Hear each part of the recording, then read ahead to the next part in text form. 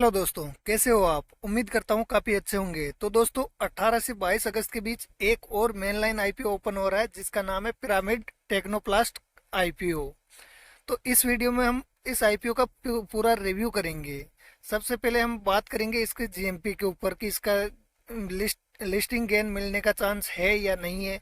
फिर दोस्तों, इस कंपनी की डिटेल के बारे में बात करेंगे कि ये कंपनी करती क्या है, किस सेक्टर की कंपनी है, इसका सेक्टर कैसा है और उसका फ्यूचर कैसा हो सकता है। फिर इसके फाइनेंशियल और फंडामेंटल के बारे में बात करेंगे कि ये कंपनी फाइनेंशियल कैसी है, प्रॉफिट मेकिंग है या लॉस मेकिंग है। और उसके बाद हम जानेंगे कि इस आईपीओ की डिटेल के बारे में कि ये कब ओपन हो रहा है, कब क्लोज होगा, कब लिस्टिंग होगा।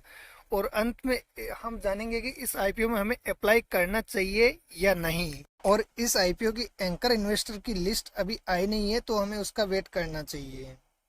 और सभी आईपीओ की डेली अपडेट वीडियो में डालता हूं, तो जुड़े रहिए मेरे चैनल से। और सब्सक्राइब नहीं किया तो सब्सक्राइब कर ले चैनल को। अब बात करते हैं ये कंपनी करती क्या है।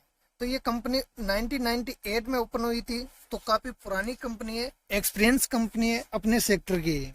तो ये company polymer based moulded product बनाती है। मेनली ये पॉलीमर ड्रम बनाती है जिसका उपयोग मुख्य रूप से विभिन्न प्रकार की केमिकल दवाइयाँ की पैकिंग में काम आता है, और जरीकन टाइप भी बनाती है।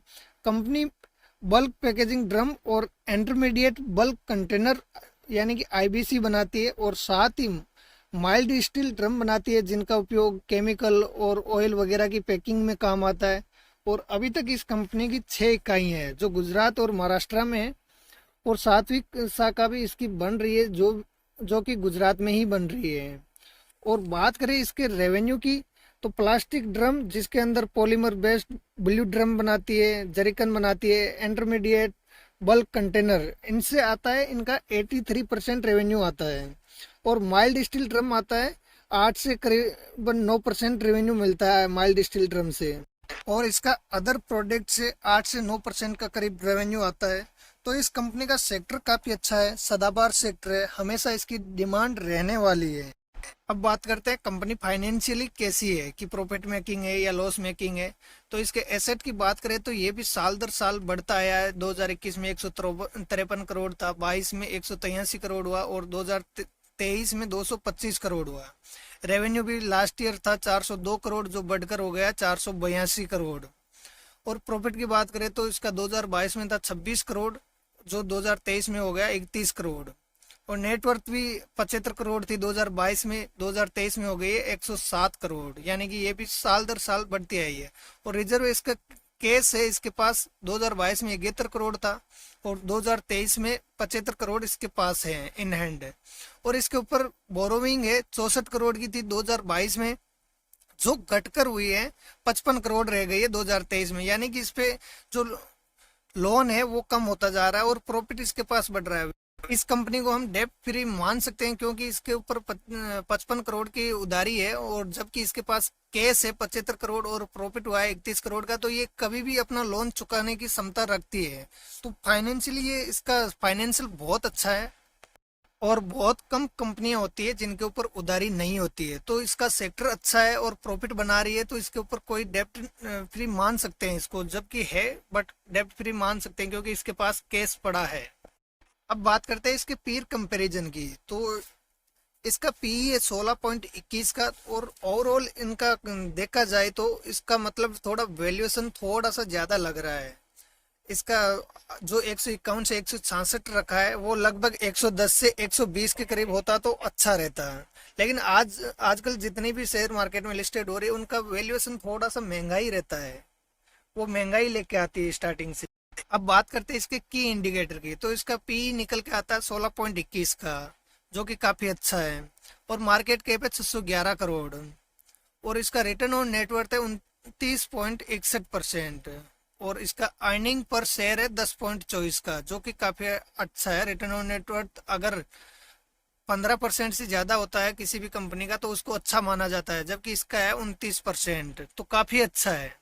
अब बात करते हैं इसकी प्रमोटर होल्डिंग की। तो अभी प्रमोटर होल्डिंग है 100%, जो अभी आईपीओ लाने के बाद में रह जाएगी 75%। क्योंकि जब कोई भी कंपनी शेयर मार्केट में लिस्टेड होती है तो उसका प्रमोटर होल्डिंग 75% से कम होना चाहिए, और जिस कंपनी का 50% से ज्यादा प्रमोटर होल्डिंग रहती है उसको काफी अच्छा माना जाता है। लेकिन इसका आईपीओ लाने के बाद भी 74% रह रही है, तो मतलब इसका प्रमोटर होल्डिंग इसका काफी अच्छा है, तो इसका ग्रो होने का चांस भी ज्यादा है। अब बात करते हैं इस आईपीओ की डिटेल के बारे में। तो ये 18 अगस्त को ओपन होगा और 22 अगस्त को क्लोज होगा। इसका फेस वैल्यू रखा गया है 10 रुपए पर शेयर, और इसका प्राइस बैंड रखा गया है 151 रुपए से 166 रुपए तक। इसकी एक लॉट में 90 शेयर आएंगे, और इसका टोटल इश्यू है 153 करोड़ का, जिसमें से फ्रेश इश्यू ला रही है 91 करोड़ का, और ऑफर फॉर सेल है 61 करोड़ का, यानी कि प्रमोटर अपनी होल्डिंग बेचेंगे 61 करोड़ की। इसका अलॉटमेंट स्टेटस आ जाएगा 25 अगस्त को, और रिफंड होगा 28 अगस्त को। शेयर डीमेट में क्रेडिट हो जाएंगे 29 अगस्त को, और लिस्टिंग होगा ये 30 अगस्त को, यानी कि शेयर मार्केट पे एक्सचेंज पे लिस्ट होगा 30 अगस्त को ये। बात करते हैं इसके ग्रे मार्केट में क्या प्रीमियम चल रहा है। तो आज की डेट में इसका ग्रे मार्केट में प्रीमियम चल रहा है 19 रुपए पर शेयर, यानी कि इसमें एक लोट पे फायदा बता रहा है 1710 रुपए का, क्योंकि इसमें 90 शेयर की लोट है, तो 1710 रुपए का फायदा बता रहा है, जो कि काफी कम है। अब इसका सब्सक्रिप्शन स्टेटस कितना मिलता है, इसको रेस्पॉन्स कितना मिलता है, उस हिसाब से इसकी जीएमपी डिपेंड करेगी उस पे। अब बात करते हैं इसकी लोट साइज की। तो रिटेल इन्वेस्टर में मिनिमम एक लोट के लिए अप्लाई करना होता है, जिसमें 90 शेयर के लिए अप्लाई करना होगा, और उसके लिए 14,940 रुपए की जरूरत पड़ेगी। और मैक्सिमम रिटेल इन्वेस्टर कर सकते हैं 13 लोट, यानी कि 1170 शेयर के लिए अप्लाई कर सकते हैं, और उसके लिए मैक्सिमम इन्वेस्टमेंट रहेगा 1,94,220 रुपए। और HNI के हर कैटेगरी का अलग अलग लोट साइज है। और इस आईपीओ को T2 सेगमेंट में रखा गया है, क्योंकि छोटी कंपनी है, जिससे वॉलेटिलिटी ना बढ़े, तो इसमें सर्किट लगते हैं 5% के, या तो 5% का लोअर सर्किट लग सकता है, या 5% का अपर सर्किट लग सकता है।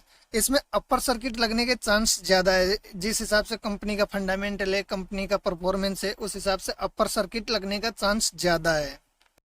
और फ्रेंड, आईपीओ अलॉटमेंट के चांस बढ़ाने के लिए आप फैमिली में सभी का डीमेट अकाउंट खोल सकते हैं, और उसके लिए लिंक डिस्क्रिप्शन में दे रखा है, उस लिंक से आप जरोदा में डीमेट अकाउंट खोल सकते हैं।